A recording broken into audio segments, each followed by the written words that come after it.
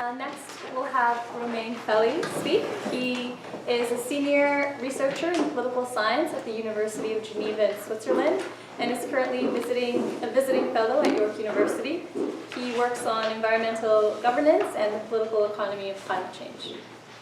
Well, thank you very much for having me here today. I don't know if I can speak as well as the previous speaker, but I've been asked to say a few words on cap and trade as environmental policy systems.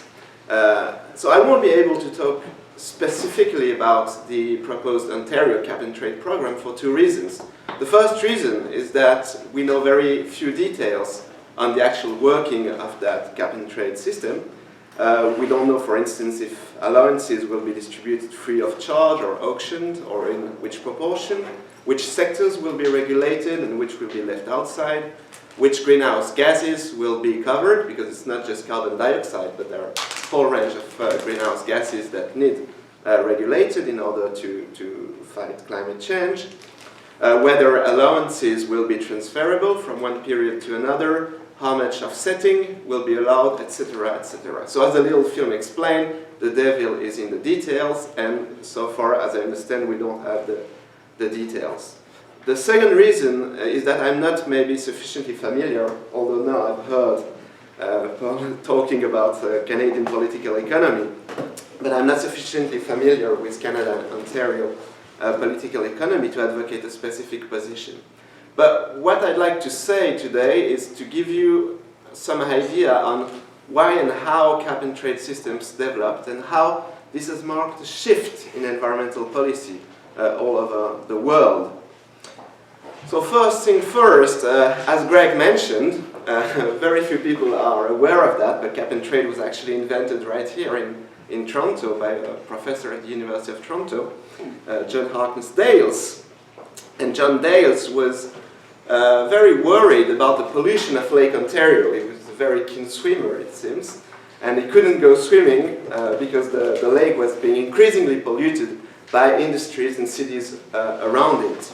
And being an economist, he thought that he had to intervene in the political process to give some ideas for policy making, and he came up with this book in 1968 called Pollution, Property and Prices. And in the book, it discusses many different possible solutions to regulate pollution. And finally, he comes up with the idea that the better way to do it is to actually have what he calls a water regulation board, which has the power to set a maximum amount of sustainable pollution which can go into the lake or into any given ecosystem.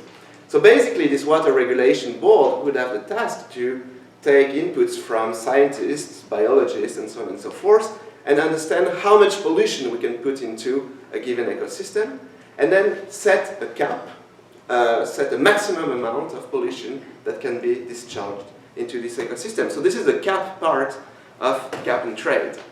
And this is where it gets really tricky, because once you've put a cap, once you've put a maximum amount of pollution, the question is, how do you distribute this right to pollute to the different polluters? There are very obviously contradictory uses of the ecosystems, the lake in this case. There are different types of industries, there are different types of uses. How, once you've created a politically decided scarcity, how do you distribute the right to pollute to the different users?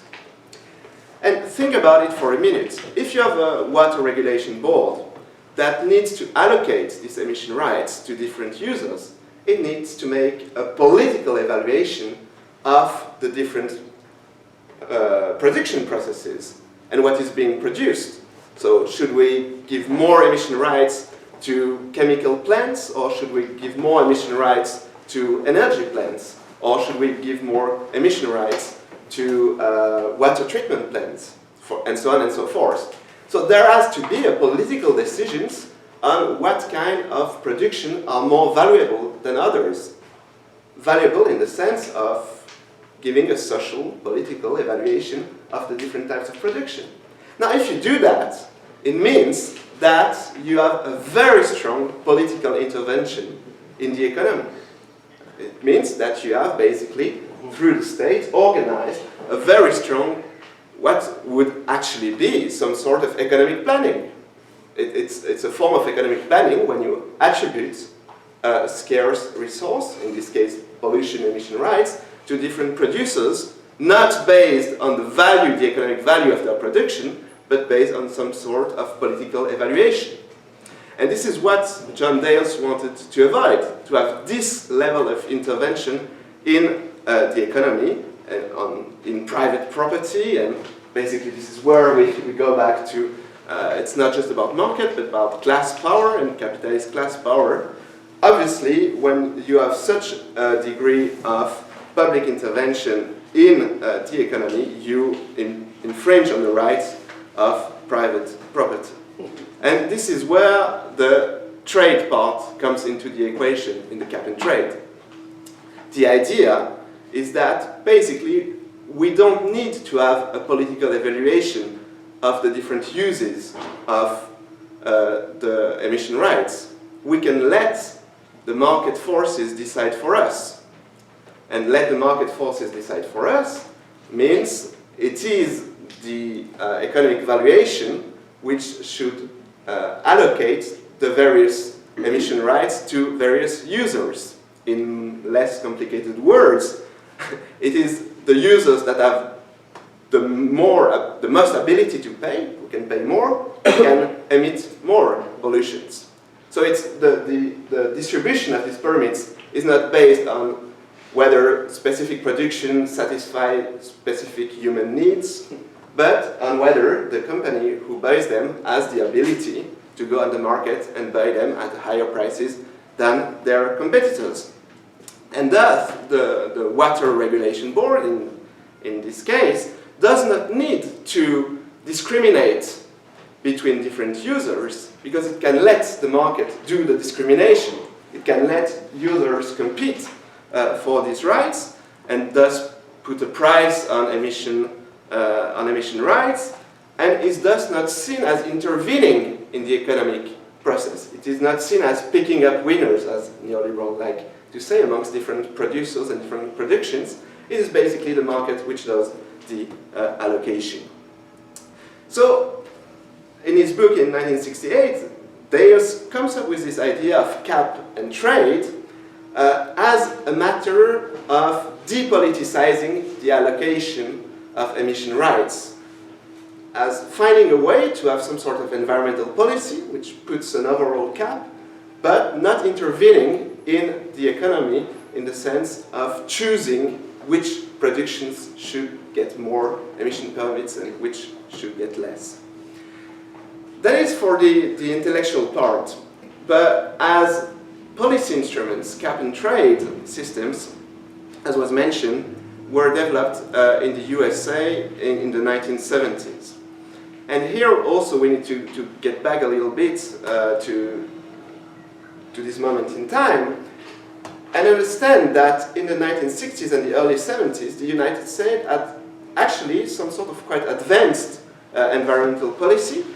The Clean Air Act, the Clean Water Act, and other important pieces of legislation were passed in these days, which gave some sort of important regulatory power to the state, to the Environmental Protection Agency in particular. And this was increasingly criticized, again, by capitalist interests, by saying there was what they called then an excessive cost of federal administration.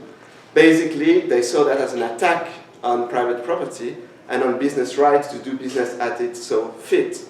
And so the increasing level of environmental protection was seen as a direct attack on capital accumulation in these days.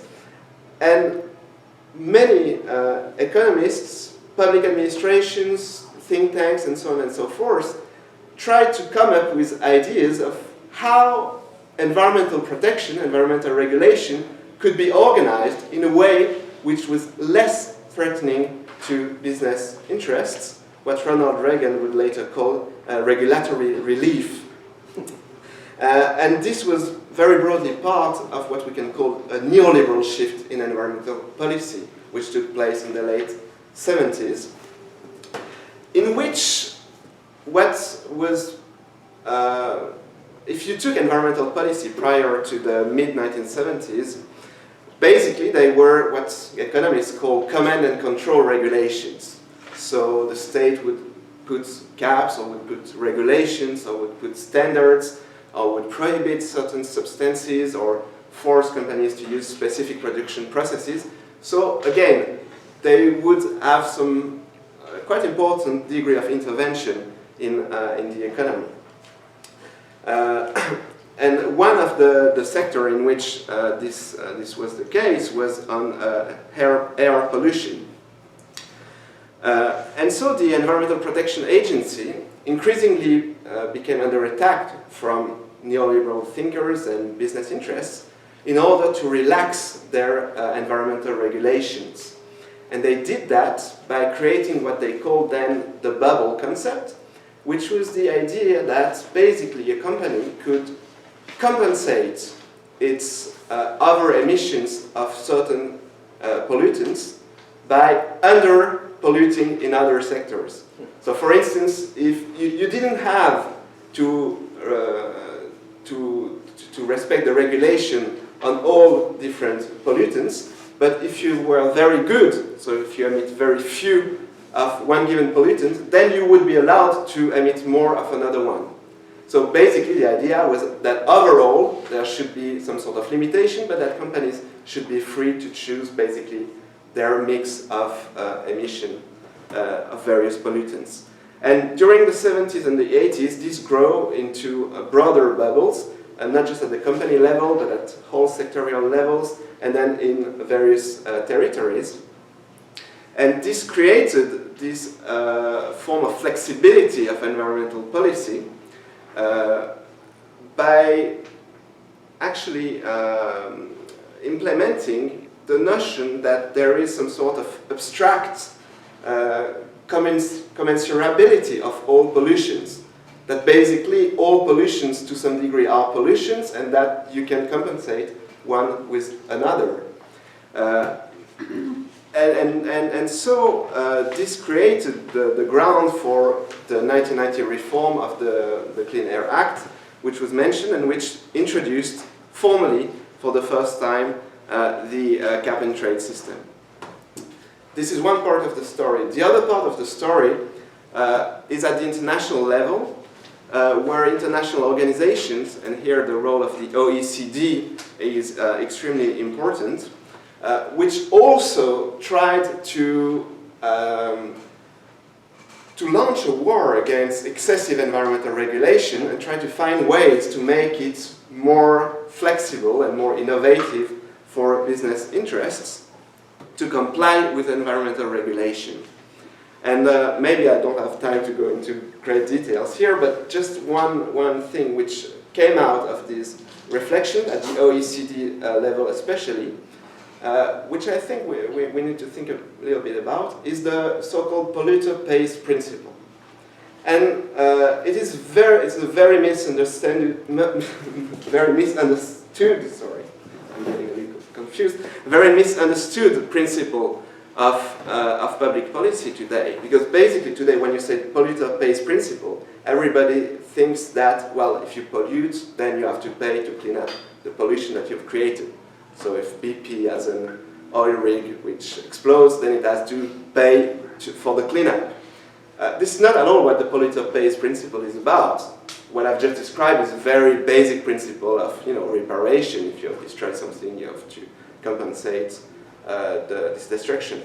The polluter pays principle is actually quite the opposite. It's the reverse, and to some degree it shouldn't be called the polluter pays principle, it should be called the payer pollutes principle. Because what it does, it changes the whole set of public policy, and it says, well, we need to pollute a little bit in order to have economic production. How do we distribute the right to pollute? We should distribute it based on price mechanism, based on the ability to pay.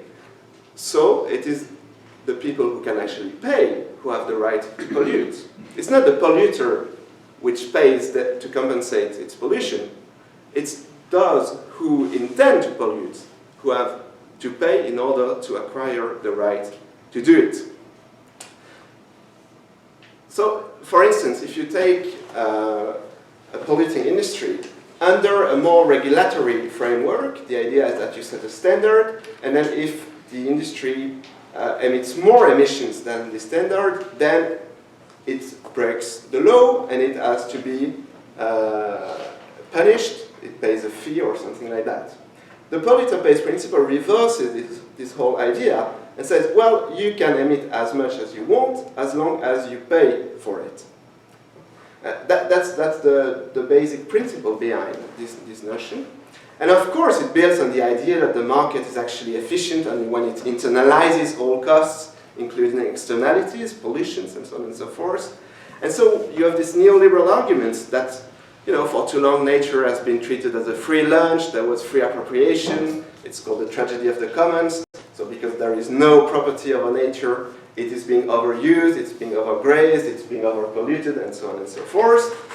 But that actually, if you could internalize access to nature, pollutions, and so on and so forth, into the market mechanism, then the market would set a price for accessing nature, and then it would allow a reduction in pollution. And so in the 1970s came this idea that to save the environment, you had to put a price on it, to commoditize and marketize it. And it's not the same as privatization. It's often denounced as, you know, privatization of the atmosphere and so on and so forth. This may actually happen. There may be privatization, but it is of a different nature because maybe you still have public property over resources, over, you know, abstract things like air and water and other things like that. But the access to this nature is being regulated by prices, not by rights, not by administrative authorizations, but by prices. And so you have this whole notion of price regulation in order to access nature and therefore in order to save it.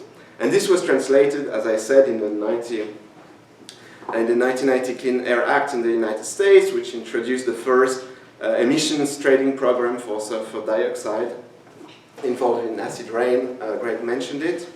And that was basically explained in the movie.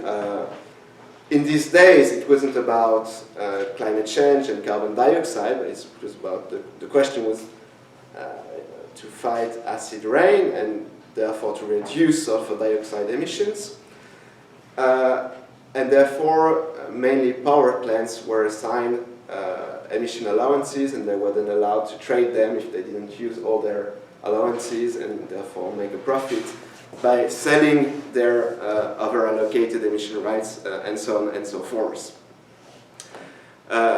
This very specific experience based on one type of pollutants in a very clearly defined sector was then hugely expanded during the negotiation of the Kyoto Protocol in 1992.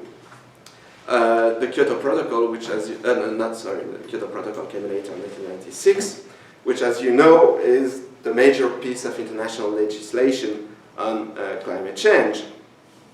And here it's a bit a complicated story, but basically the only country which pushed for emission markets at the international level, for tradable emission rights at the international level, were the United States.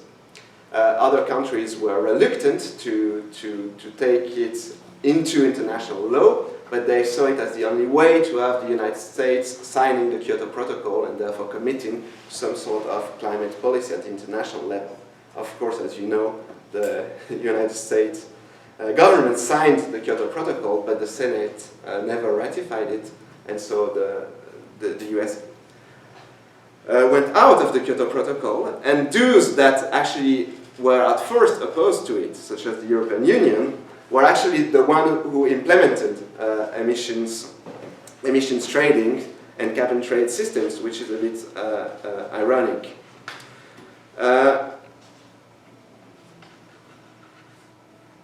the largest emissions trading system in the world today is the European Union Emission Trading Systems, which was first launched in 2005, but as a test phase, and then in its full force in 2008. And as was mentioned, it has been a huge failure thus far, because the price of emission rights have crashed at a level which basically makes pollution free. So even on the logic of cap and trade systems, it's a huge failure. But it was imitated at the subnational levels in California, Quebec, and other places around the world. I'm not discussing all the problems with cap and trade, because I think the little movie did it very well, but I just want, in my conclusion, and we can come back to some of the problems with over-allocation and offsetting, because they are central problems. But I think just in my conclusion, I'd like to focus on the whole issue of trying to save nature by monetizing it. The growing commodification and monetization of nature should be a concern for anyone on the left and for any environmentalist. And thus far, it has not always been the case. Actually, many Greens and many progressives support the polluter-based principle and support market-based instruments in environmental policy, putting a price on carbon, for instance, with the idea that basically in the existing, society and relations of power, this is the best we can hope for. And thereby, I think that the neoliberal argument has won in some ways, because the neoliberal argument was always about framing the issue of environmental policy being either there is a free appropriation of nature, so nature has no price, there is no limit for appropriation, so you have the tragedy of the commons, over pollutions, and so on and so forth. Or if you want to protect nature, you have to put a price on it. You have to create market mechanisms. You have to create some sort of regulations, which are either cap and trade or carbon taxes or other forms of market-based regulations. And of course, as a green or as a progressist, well, you rather go to the second solution, trying to do something about, the over exploitation of nature, and if putting a price on it is the solution, then go for it. But I think this is very problematic for reasons that have been just explained, and because the idea that you should use the logic of the market to govern the entire social life, and this is basically the idea behind putting a price on nature, is deeply troubling. It's deeply troubling. On the other hand, and here I'd like to finish with a policy proposal or an idea to discuss, but if we go back to the reasons why the first economists who discussed cap and trade devised this solution, as I argued, it was to depoliticize the implementation of a cap. But let's admit that as the left, or as Greens, or environmentalists, we actually support, and I think we should support, an overall cap on emissions. But rather than have market-based distribution of the rights to emit, we should argue for the politicization precisely of this distribution. So basically, we should argue that, yes, there has to be a limit, and there have to be emission permits, but let's not distribute those according to the ability to pay. So let's not let the market do the distribution. Let's make an explicit political evaluation of the different productions of the different sectors and allocate emission permits according to a political and social evaluation of needs.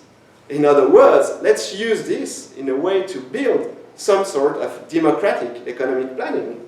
Discuss different productions. Do we need to produce more of that, of cars, or do we need to produce more public transit, and so on and so forth, and allocate the resource, which is emissions rights, according to this political evaluation. And I think this could be part of a transition project towards a low-carbon economy, which could, build the capacity to have some sort of public debate and democratic economic planning, and use emissions cap to do that.